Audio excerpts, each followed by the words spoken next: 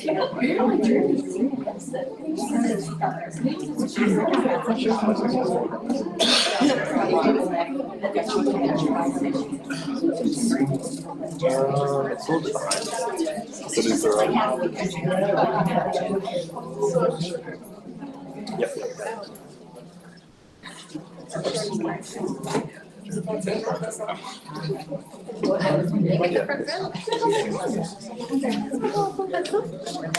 is muted. It's really bothering me, this camera. Yeah. But I mean, we got 1 minute. What we can do.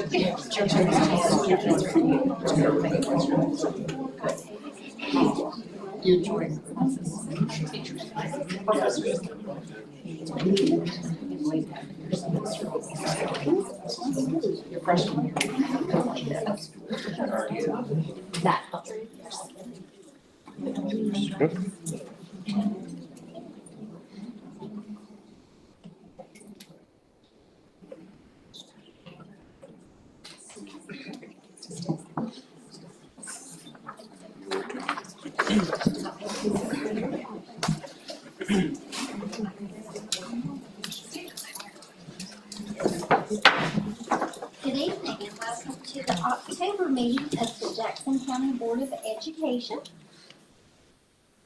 At this time, I would like to introduce Ms. Haggard and our, I don't know if you're not the whole chorus, those that are Smoky Mountain High School students, and hopefully I don't mispronounce someone's name, Ella Ledford, Parker Hughes, Anaya Metcalf, Drew Callaghan, Tobias Snook, and Tucker Buchanan. Thank you for coming tonight, and would you please lead us in the national anthem?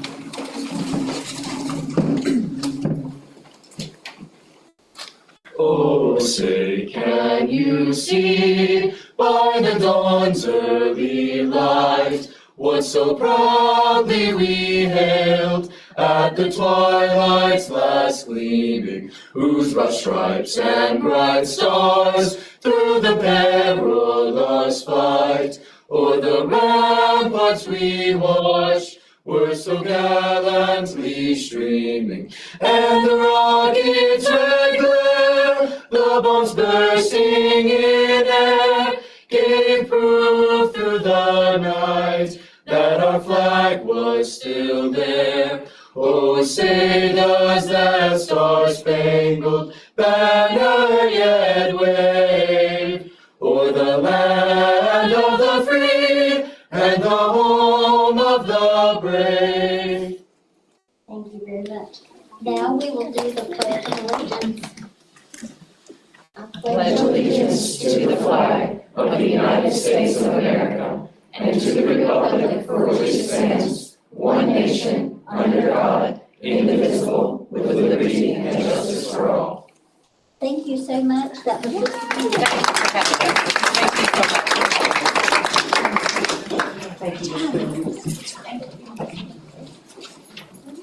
At this time, do I have a motion to approve tonight's agenda?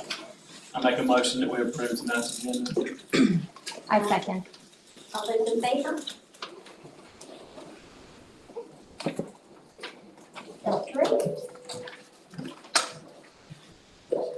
All right. We have a couple of special recognitions this evening. So if I could have Ms. Kim Williams to come forward. It's hard to stand before people and hear things read about you, but I'm going to do it anyway because you deserve this. So.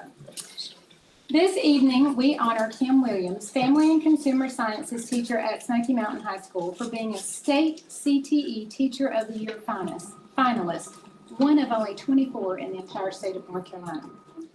The following is a portion of the recommendation Angie Deal submitted for consideration.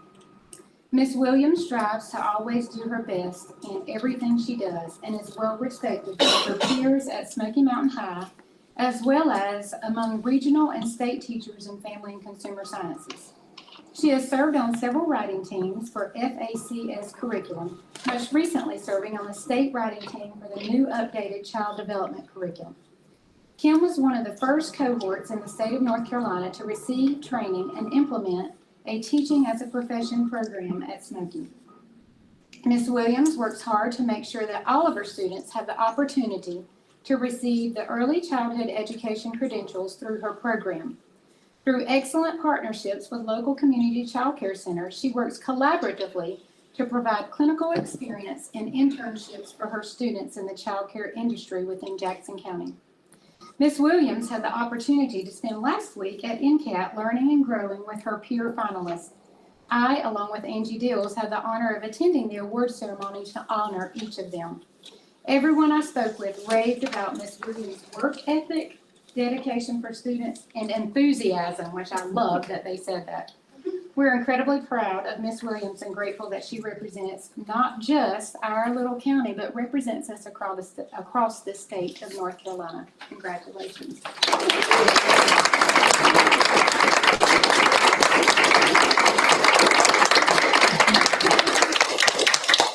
So she had a rockin' last week and a sub all week, and you know how hard that is to find a sub.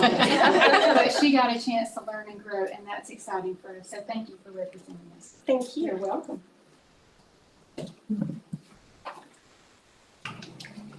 All right, on with the fun. Miss Wisnett, where are you? Back row back there. Come on up, Miss Holly Wisnett.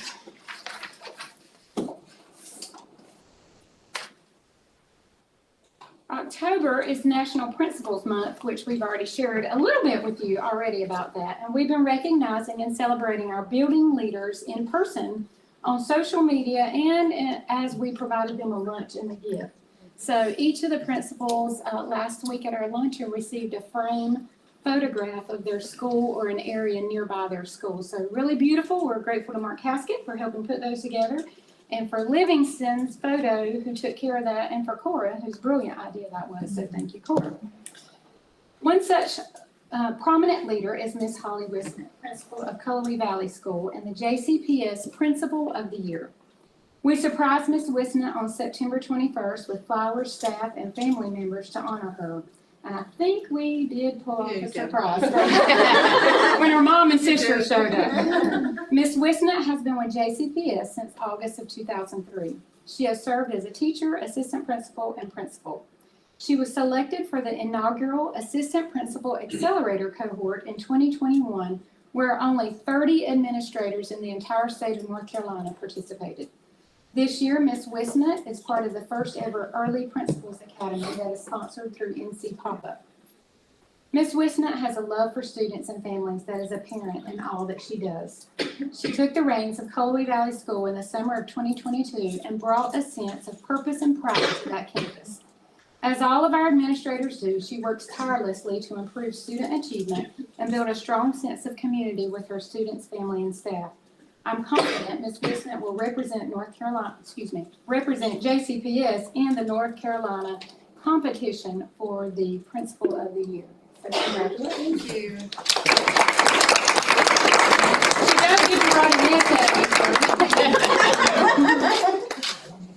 Just a few pages. Just a Yeah. few. Congratulations, Holly.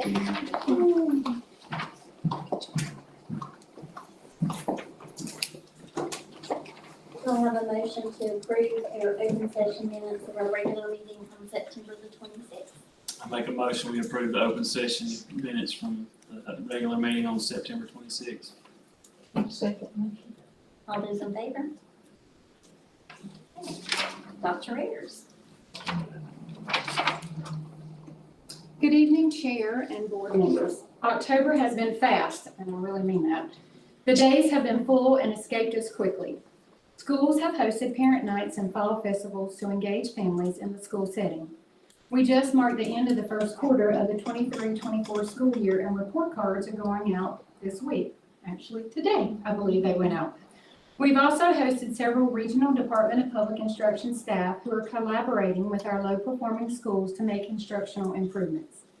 Their presence in our schools and work alongside principals is bringing opportunities for instructional coaching, constructive criticism, and feedback. This has been a welcome addition to our plans for growing students and staff. The Central Office Leadership Team spent time in our community with the Hands-On Jackson service event on October the 5th. We worked hard, got really dirty, and blessed the local veteran in our community. I wholeheartedly believe it's imperative that we as a school system and a community are fully engaged with all of our families across the district, even those families that are not school-aged, with school-aged children.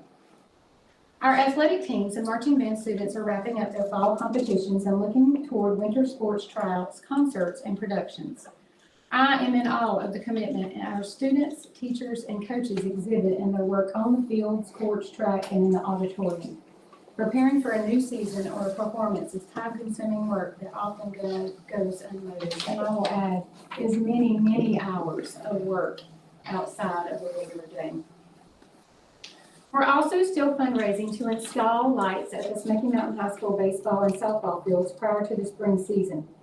This is an effort that will benefit our small community and our schools without diverting our focus from the large capital projects that we have already prioritized. As I've said before, our student athletes deserve the ability to play under the lights. So finally, I want to break from the tradition and I want to stand up because I want to recognize someone else. Looking at me. If I could have Angie Dills come to the front. She looks like she would hurt me right now. She did. She's a surprise. She just gave me the side eye. So this is a surprise. I want to recognize and honor one of our leadership team members. Angie Dills has been an integral and valuable part of the Central Office Leadership Team in Jackson County Public Schools for 27 years. And no, she's not retiring. No, Because my heart's here. She has served as a teacher, principal, mentor, career development coordinator, CT instructional management coordinator, middle and secondary curriculum director, executive director of CTE, and currently is the chief academic officer. Angie holds degrees in the following areas: Bachelor of Science in Business Administration, Bachelor of Science in Education, and a Master's of Business Administration. This evening, I want to announce a change for Angie. Her role will not change. Her role will not change, nor is this a promotion, simply a title change that matches her job skills. She willingly leads and assists in any capacity she can, and for her work ethic and character, I am enormously appreciative. Angie Dill's new title is Assistant Superintendent of Curriculum and Instruction. You're already doing the work. Let your title reflect that.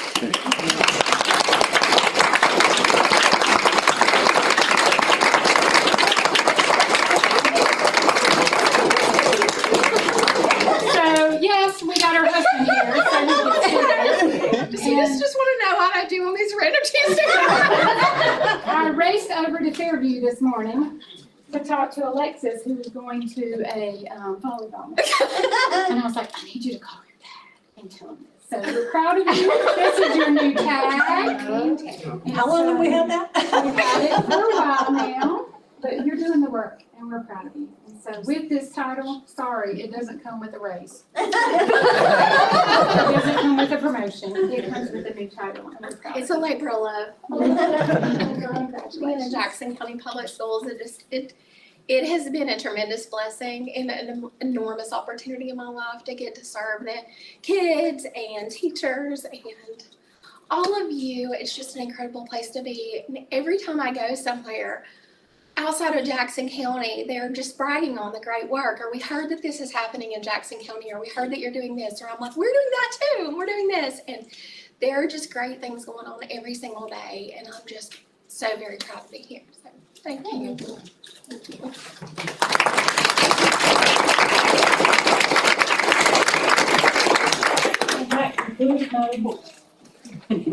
Mr. Holt, can you come share with us the school improvement plans, please?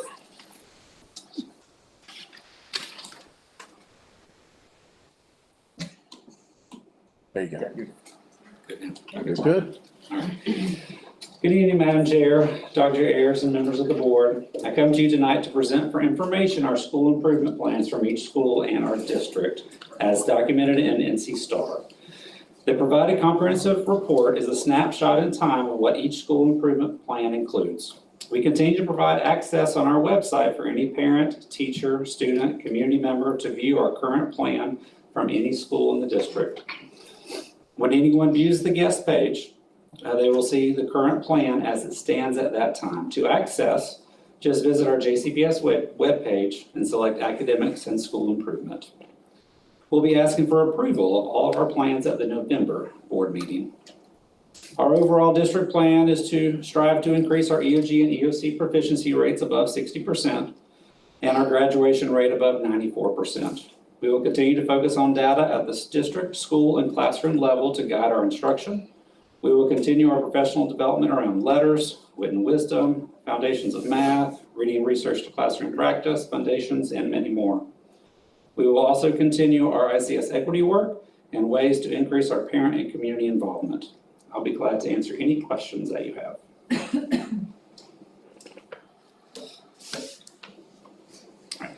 Thank you, Ash. Thank you. And if I don't get tongue-tied, Greg. Greg is going to present to us the North Carolina National Guard Cybersecurity Response Force assessment. You did really well. I doubt I can do that well. Well, good evening, board members. I wanted to take the opportunity to share with you about our cybersecurity assessment that we're having done.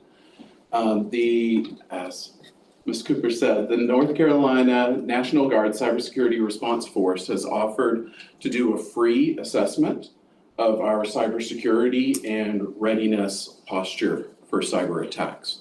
And so we're going to be taking advantage of that from January 29th through February 2nd. This is kind of exciting because it's one of the steps that we can do to be proactive in protecting our students' data and our staff's data and to see where we might have needs and places that we can grow and strengthen, and then also places that are already strong enough and things that we're doing that we can be reassured that we're doing what we need to and what we're responsible for in protecting student data. So the average network assessment takes 4 to 5 days, and they're going to have 5 National Guard guardsmen here at the county office. It won't interrupt any services or anything with our network or our staff while they're here.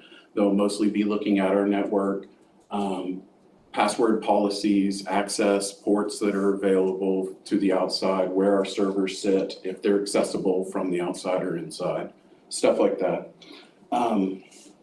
One of the best things that we get out of this is that at the end, they'll provide an executive summary and a final report with a plan of action for us and places, and they'll rate those in highest need to lowest need of where we need to strengthen our cybersecurity in our network. So I'm really excited about this. The National Guard, a lot of people don't know, but the North Carolina National Guard is one of our greatest resources with cybersecurity and threat prevention, and also with recovery from disaster recovery. So there are several options that we have with being a public school. The Nickel Jesus Strike Team is one of our first go-tos. Also MCNC, but then after that, the Nickel Jesus Strike Team, their first call is almost always to the North Carolina National Guard and the FBI if it's a big enough threat or a big enough issue. But so it's really exciting that we can have them come with their expertise, take a look at our network and make sure we're doing all we can to keep our kids' data safe. But do you guys have any questions? No? I have a comment. I Yeah. think this is wonderful. Yes. I'm glad we have the opportunity to do this. I'm very excited about it because this is part of a larger thing. We're trying to develop some incident response plans to have on hand and disaster recovery plans, just so that we can be prepared for the worst and plan for the best. So, all right. Very nice. Yes, If thank you have any, if you need any other information or have questions, don't hesitate. Reach out. Thank you. Thanks, Jen.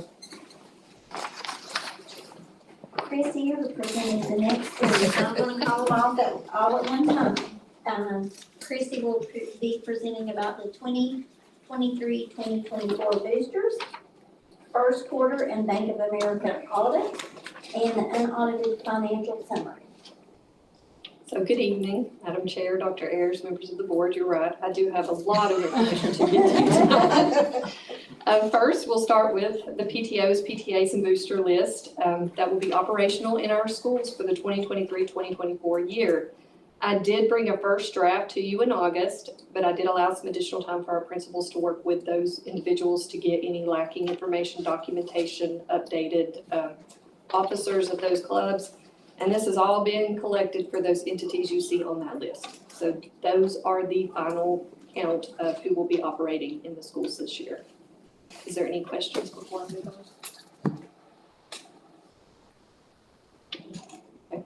So next is the results of your first quarter audits for both your schools and the purchasing card, our Bank of America card.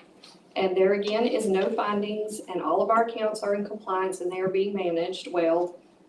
However, there are concerns about some of the deadlines, documentations, and best practices in several of our areas and in several of our schools, and you see that in that report. So this has been addressed, and I've had conversations with principals and bookkeepers, and they are going to work together to develop a plan that they're going to put in place for their schools so that this will work for them and that they will not miss deadlines. And I'm confident that the next time I come before you, that will not be the concern that you see in those reports. Is there any questions about those audits? And then finally, you have October's unaudited financial statement in your packets, and this has comparison data from the prior year. And this statement reflects that our spending is within our 2024 budget resolution. Any questions on that item? Okay, thank you. Thank you. Or is anyone? Madam Chair, no one has signed up to speak. Okay. So at time, we will move right along. Christy, you are back. Sorry, just a check at the box. So I'm the first on your action items tonight, and I'm asking approval for our first batch of amendments to the 2023-2024 budget resolutions. Again, you'll find all that information in your board packets, and this amendment includes the state funds, local funds, federal funds, and other specific revenue funds. Is there any questions regarding any of these changes at this time? And if not, I ask for your approval. I'll make a motion that we approve tonight's budget amendments. I second. All those in favor?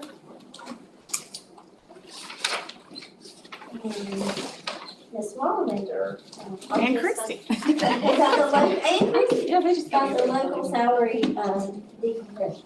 So I want to preface before they talk. This has been a 2-year labor of love and effort that these two ladies have been working on literally for 2 years, since soon after I got here. And so one of the things that you're going to see in their presentation and in the discussion is the ability for us as an employer to honor our non-certified staff years of service. And that's the key for all of this, because the state pay increases have done wonders for us, and we greatly appreciate that. But it's been more of a level so that folks who've been here for 20 years are making the same as a person who was hired yesterday.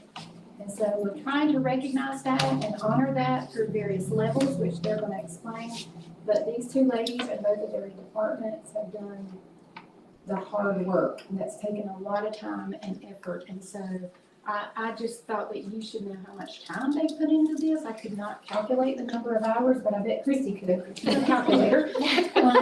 But I appreciate, and I know that our staff is going to appreciate this very much. So thank you. Thank you. So I do get to say good evening again, and we are excited to bring this proposal to you. We have worked long and hard on it, and this is going to be for the new local salary decompression schedule is what it's titled. And we have new pay scales based upon some required non-certified guidelines provided by the Department of Public Instruction. And then we just also want to say that we are grateful for the support that we receive every day with our colleagues and with our commissioners. And it's those kind of supports that have allowed us to get to this point tonight.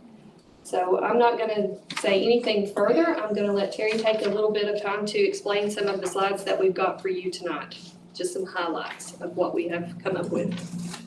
We will say it's going to be a work in progress regardless. So we expect some bumps in the road. These are new things that are gonna happen, but we are really excited about this as well and being at this point now. So we are basically, you have already received a lot of other documents, and so we're just gonna go ahead and talk about our goals. Our goals in putting this together were to try and decompress current pay schedules, which Dr. Ayers just talked about, increasing retention and recruitment, and we hope for both of those things. Following this, compensating employee dedication and commitment. We have employees who have been here a long time, who have committed years of service in an excellent manner, and we want to be able to retain those people. We also want to be able to recruit. We have come up with salary scales that will allow us flexibility when we hire to be able to look at competency, experience, and qualifications, something that we haven't done in the past. And then we wanted a plan that would actually be something that we could make happen, right? It has to be able to be sustainable over time. We had to be able to do something that we could achieve and a plan that we could come up with that would work long-term. Can you go to the next one?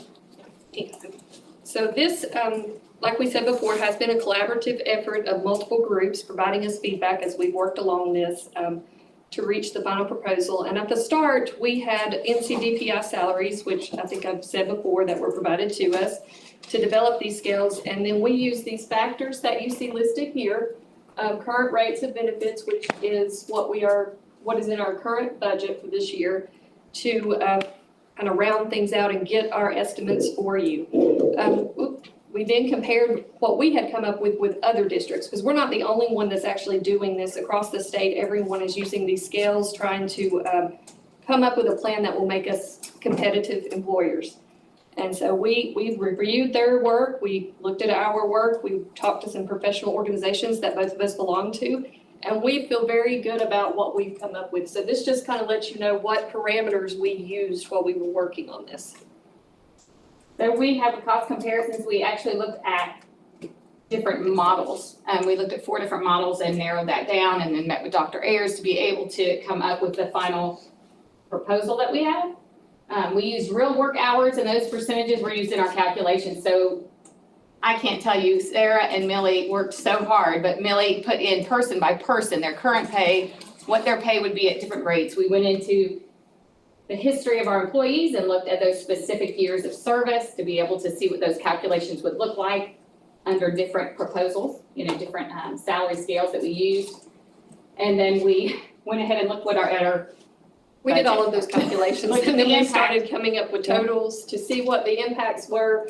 I do have a disclaimer, as all finance officers will say, these are estimates and projections, and they can increase and decrease as we have new employees come on board or some of our older, more dedicated employees retire.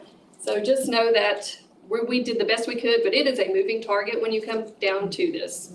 Vacancies, we did include those that were known, and again, as we move forward and we hopefully move more toward capacity, it might hit us a little differently, and that's gonna change those estimates.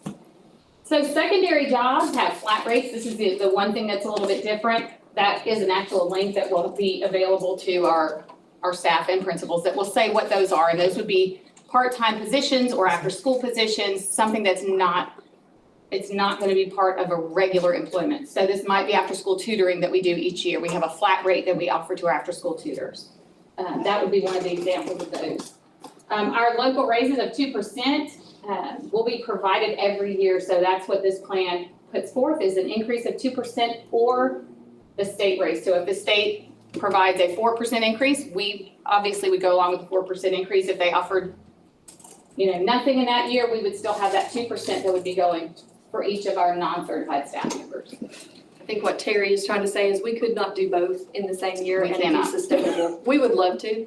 Yeah, I mean, it we would be just can't do amazing, that. but not yet. And this is really important because people are saying, well, how come some of these have different pay steps are not years, they are not equated with years of service. So when we started this and we looked at our current employees, we do give credit for those years of service. It will not align because the minute that the state gives us a 4% increase, you're gonna move 2 steps. That's not 2 years. That would be a 2% increase, 2% increase. So once somebody is on a scale, that does not mean that it is equating with their years of service. So we would be happy to meet and talk about that.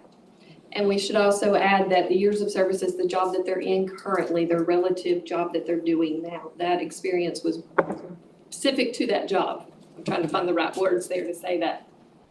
So then we move on to the total impact for the local budget. You see down there I have immediate impact. This was for the 4% state increase. This was just the salaries from our local budget. And then we're gonna add 136,000 some change for the 4% increase. And then this is the cost, an additional 70 on top of that, almost 71. What's important to remember is that a lot of these non-certified groups are paid from other budgets, like federal budgets and state budgets. And so we're just catching the overflow in local. So it's not every single non-certified person is not paid on our local budget. That's why those numbers do not seem exorbitant, which we are glad. We feel they're manageable. And as Terry said, we can't anticipate everything, but we feel pretty confident in what we have done.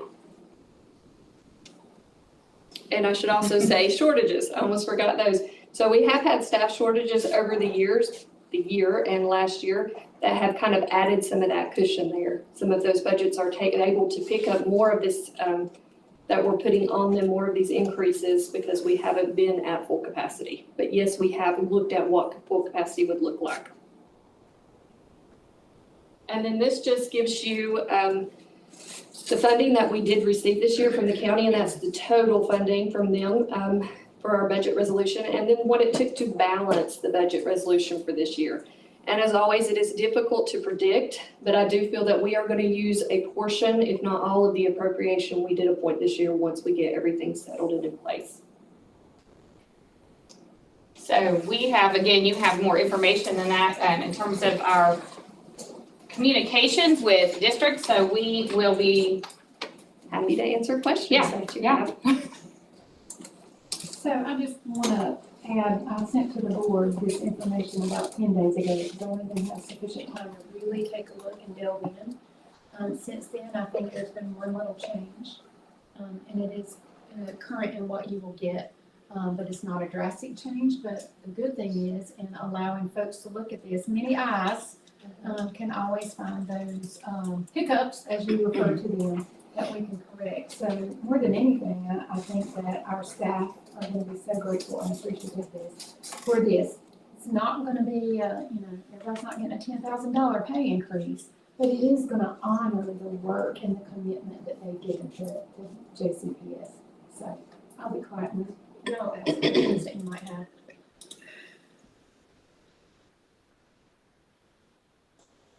Of course, I have a question. Absolutely. And you know what this is in reference to. Not to current employees, but past employees. Are they able to come back into the system with credit for their past service? If somebody came in and had experience with us as a teacher assistant and wanted to come back into the system, we would still look at their experience as a teacher assistant and be able to apply that.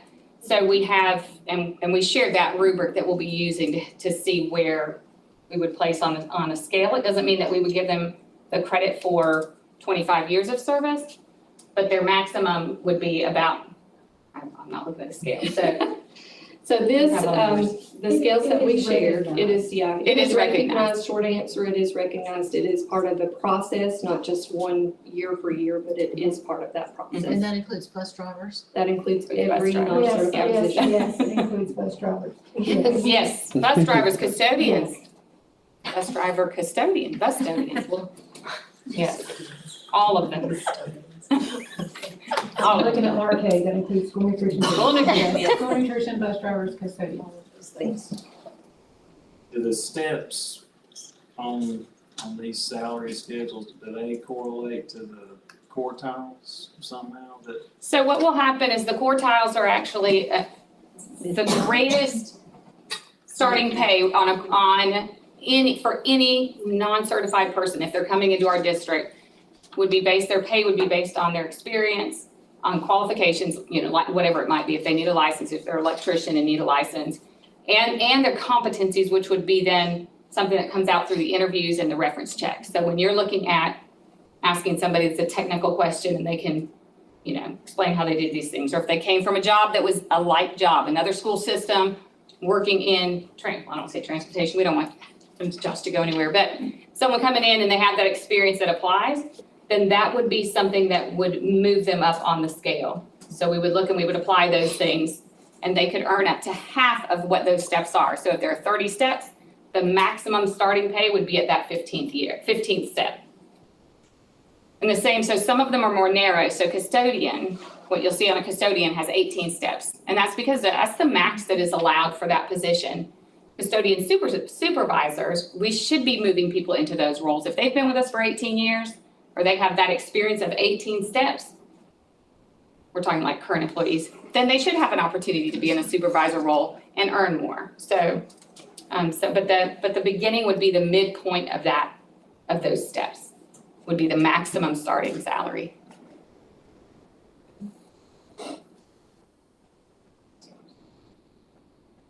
Thank you, ladies. I don't have a question, but I do want to say that I admire all the hard work that went into this. Because like a lot of teachers have not been paid well, and now it's really competitive. So thank you. Appreciate you. Thank you. And so I'm guessing since we're on your action item, that we are asking for approval to use these scales. I'm sorry. Okay. Do we have a motion? So I'll make a motion that we approve the local salary decompression scale. I second. Thank you. All those in favor? So I do have one other question. So just these steps, so this does calculate also into the retirement formula based off of this pay as well, or is You're it? talking the retirement is based off of the pay where they would be at?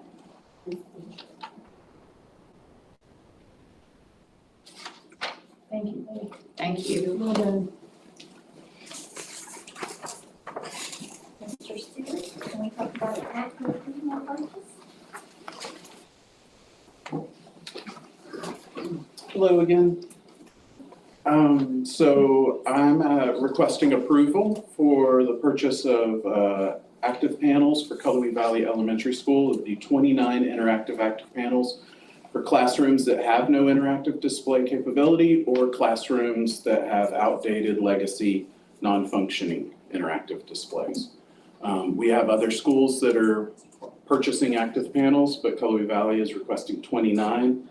And so that amount comes to $59,486 and some change.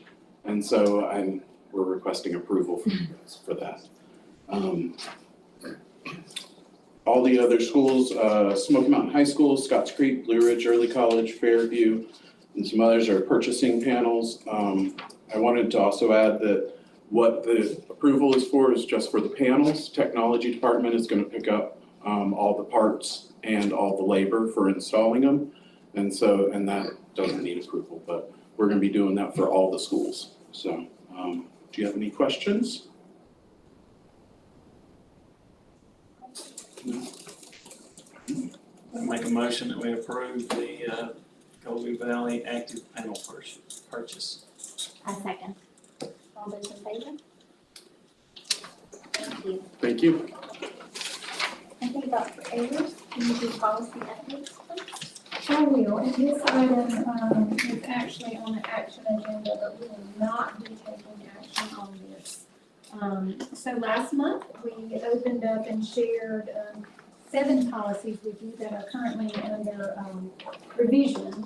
And so this evening is to discuss the feedback that we received regarding the new legislation and the Parents' Bill of Rights, because all of these policies closely align with the Parents' Bill of Rights. So there are several policies that are out there for revision, and we went through the process that we are required to do by the state of North Carolina, and that is to put our information out there. We posted the Parents' Bill of Rights on our school website, our district website, and then that was after this became law on August 16th.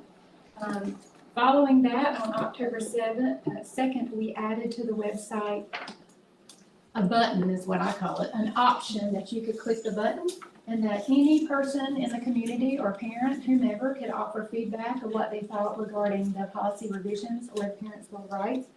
So that's been up on the website since October the 2nd. And then on October the 13th, which is about 10 days ago, We posted the same information on social media because that seems to be the platform that people look at the most, with directions on how to go in and offer your feedback.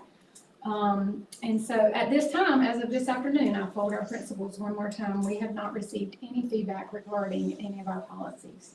So I think that's important to note that we are trying to solicit feedback and get information, but I think that it's pretty straightforward, what's written in the Parents' Bill of Rights. And so when we do look at these policies in November at our November 14th meeting, it will be for second read and approval. But I wanted you to know that we've been trying to get some feedback, and as of this point, we have not received any feedback either in writing or on social media. And the Parents' Bill of Rights is located where? On the JCPS website, up under the top right side, where it says parents, that's the next to the last drop down. Okay, thank you. So, no action will be taken this evening. Ashley, I don't know if you want to add anything else regarding the revision of policies, or just hold till next month when we do the second reading and approval. Yeah, I would just ask for a motion to hold the 7 policies till next month. Make a motion that we hold on these 7 policies until the next scheduled board meeting. I'll second. All those in favor? Okay. That'd be easy enough for me. All right, the next item is crucial learning professional development. So admittedly, we don't often bring approval for professional development to you as a board, but we are looking at some training that, combined with the actual materials and the in-person training with the trainer, it would be over the $30,000 threshold. So didn't want to call it out separately for you to think that we weren't getting approval. So I want to tell you a little bit about this training. So it is called Crucial Conversations. It's a training that very few of us in this room have had, but it was offered here in this district probably a decade ago. It is training that focuses on not just educators, it's offered to the medical field and many others. So it's a nationwide access to this training. So the Crucial Conversations course teaches important skills for individuals, teams, and organizations. It achieves immediate, measurable, and sustainable results by creating conditions in your organization where people speak with complete candor and openness, no matter the topic. And I'm going to restate that. Speaking with candor and openness, because sometimes those are the difficult conversations, which is why it's called Crucial Conversations. The training teaches participants how to resolve disagreements, build acceptance, and overcome resistance.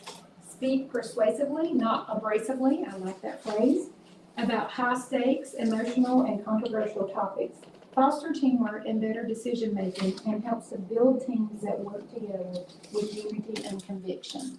So I'm really excited about this training because I did participate in this about 10 years ago. I know Angie was in the training, I think maybe Jake was in that in different locations many years ago, and it has stuck with me because it's something that we as leaders can put into practice. So our aim is to train our principals, our assistant principals, and all of our directors in this building. So looking at about 45 folks to train. We have tentatively set aside the dates of May 30th and 31st. It will actually take 3 days. So 2 need to be back to back. And so we have that tentative date, which I couldn't finalize without your approval.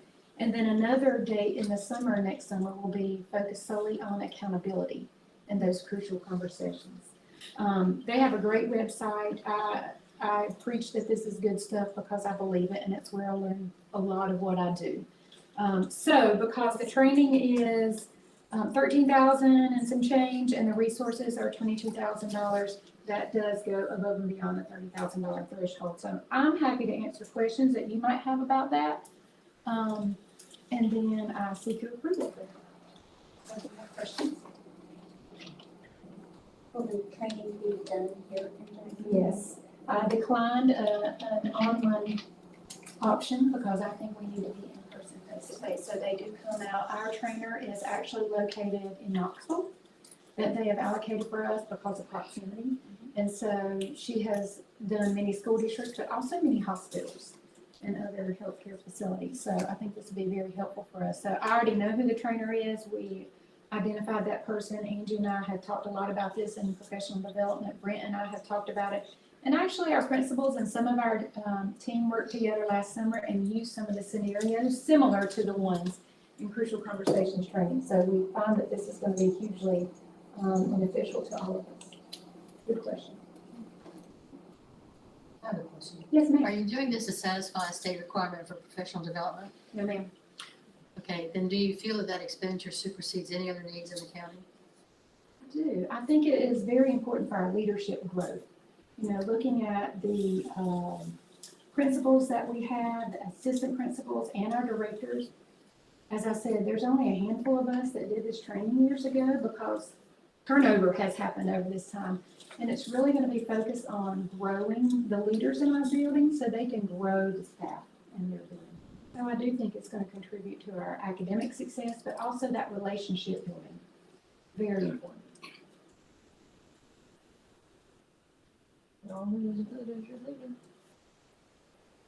I would say amen to that. You're only as good as your leader. Can't say it. If we're not trainable and teachable, then we really can't teach. So, Is there any other questions? Make a motion that we approve the purchase of the Crucial Learning Professional Development Training. I second that. All those in favor?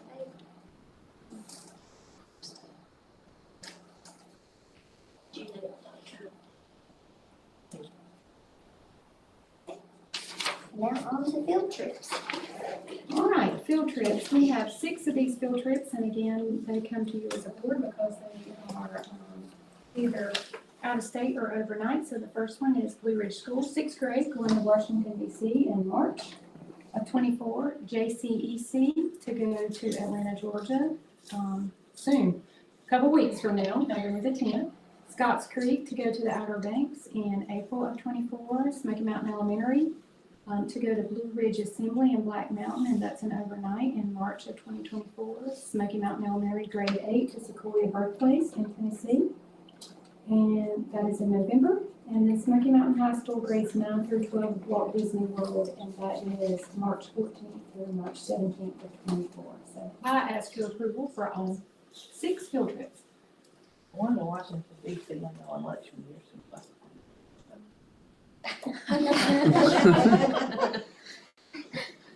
Good point. I don't know what to say to that.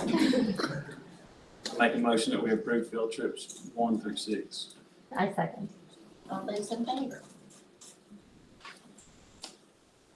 At this time, we find it necessary to go into closed session pursuant to GS 143-318-11 for the following purposes.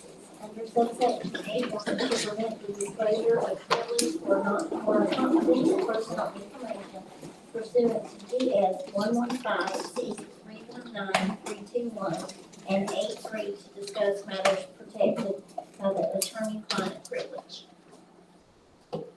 Motion we go into closed session. All those in favor?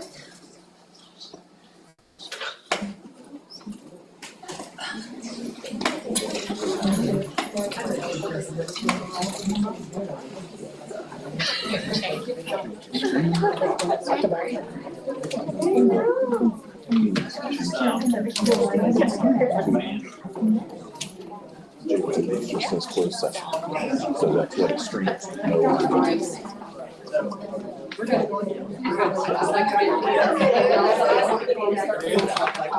I'll get with you.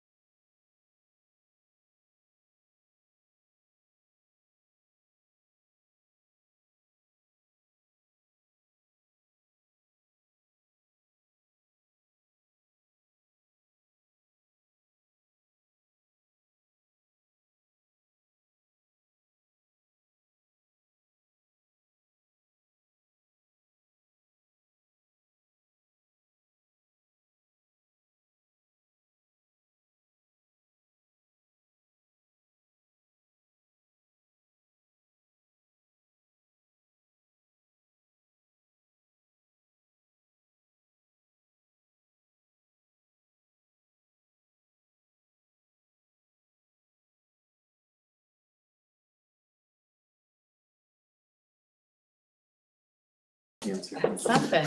Hopefully whoever they replace with will be qualified. That's a big deal. And I want to thank Greg and Cora for saving me. Greg did all the work. I couldn't get my documents downloaded, so Cora printed documents and Greg took my computer and it's working right now. Oh, nice. You just- I was happy to help. Some days him or Jaden come in my office and just, I'm like, it's not, oh, it's working on it. Yeah, we just Did call you them. come in? Sometimes, yeah, just our present. We just call them up Are we and they. When I reboot it and I can't get it to do what I need it to do, I know it's beyond my, It needed some Take everything attention. down and completely reload it, Elizabeth. thank I did. I redid the whole syncing thing, and then I ran updates, and since I had it anyway. It only took like 4 straight days. Are we back on? Done in a day. Like we're live right now? Are we live? Yep.